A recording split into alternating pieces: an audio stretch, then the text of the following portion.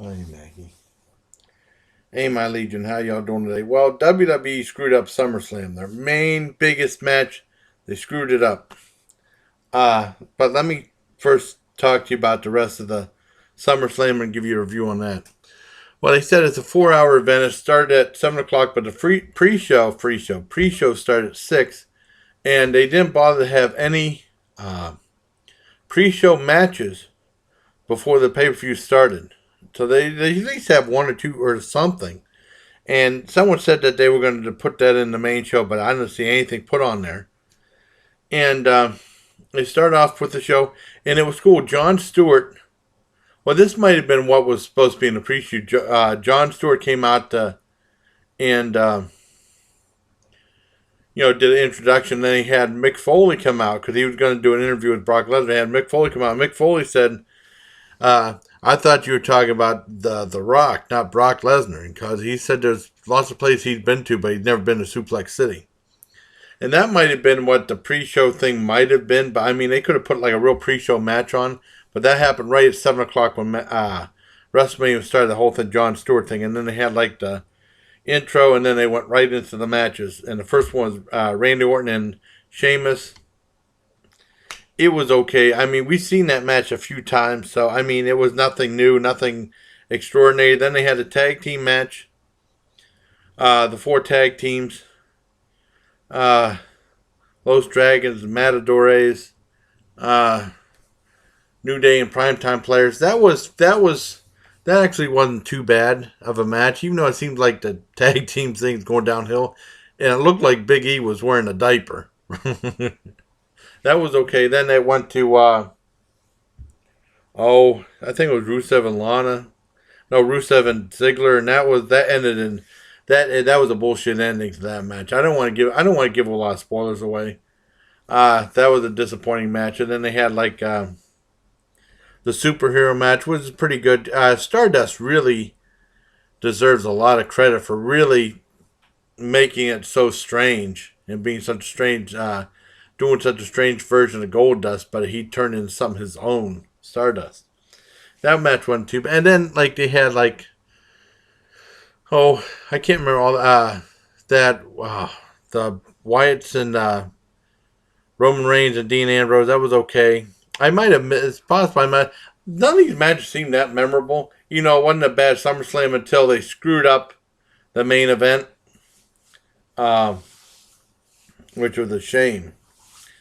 And, I went to the Divas match. The Divas match was pretty decent. They had the one with Seth Rollins and John Cena. That was really good. Now, one thing I want to say about John Cena it was a great match, but one thing I want to say about John Cena is that was kind of a bullshit ending, but I mean, it was an entertaining one. It was cool for what happened. That was an okay bullshit ending. But a lot of people hate John Cena, but they had a thing about John Cena saying he just made his 500th Make-A-Wish. He just granted his 500th Make-A-Wish, which is unheard of. And no other celebrities have done more Make-A-Wish things than John Cena. And it's nice he does that for the kids and the young adults. Well, teenagers and the kids. Because my hat goes off to him. As much, a lot of people don't like him and say they hate John Cena, but hey, he's a hell of a guy. Even if you don't like him as a wrestler, he's still a hell of a guy for doing all the Make-A-Wish things. My hat goes off to him for that. And they had that Miz and Big Show and Ryback. That was all right. What else? And they had Cesaro and Keith Owens. That was pretty good. I like Cesaro real well. I think he's a great wrestler. And also Kevin Owens.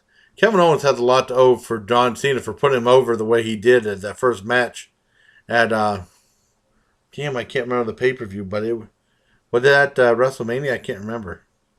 But nothing was as good as this year's WrestleMania.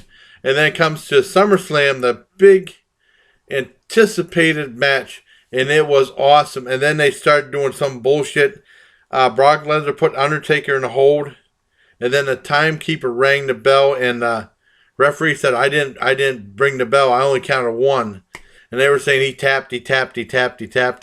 And I guess they kept the match going, and then they put another submission hold in, and The Undertaker won.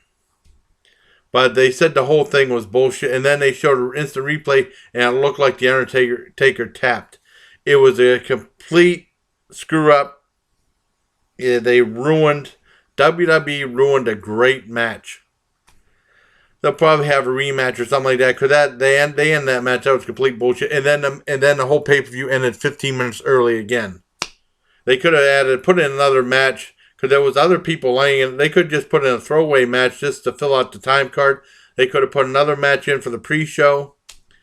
It just ended up being a disappointment for SummerSlam, because SummerSlam is usually like a real high standard pay-per-view. It was going along real well. I was really looking forward to the main match, because that's the match people really, really wanted to see.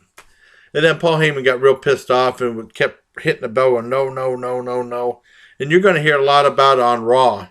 Raw might actually be the first half hour. Raw might be awesome. So definitely tune in to Raw. But I think WWE really, really screwed up SummerSlam. It's a shame.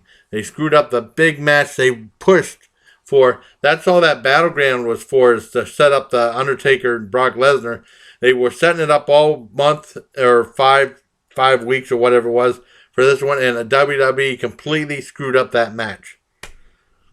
I think a lot of people I assume a lot of people are pissed off about that, and they ruined it. So that's I have to knock SummerSlam down to a 6 out of 10. Shamefully, because I wasn't going to do that. I was going to probably give it a 9.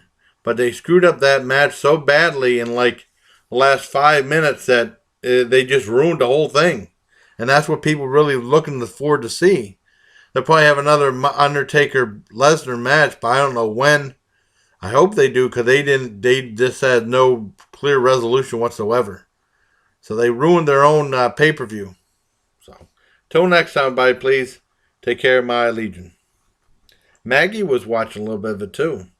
When Sheamus was going up and on the rope, I think the cat was looking up there because his head's red and it looks like, I don't know, some floaty thing or something like that. I don't know.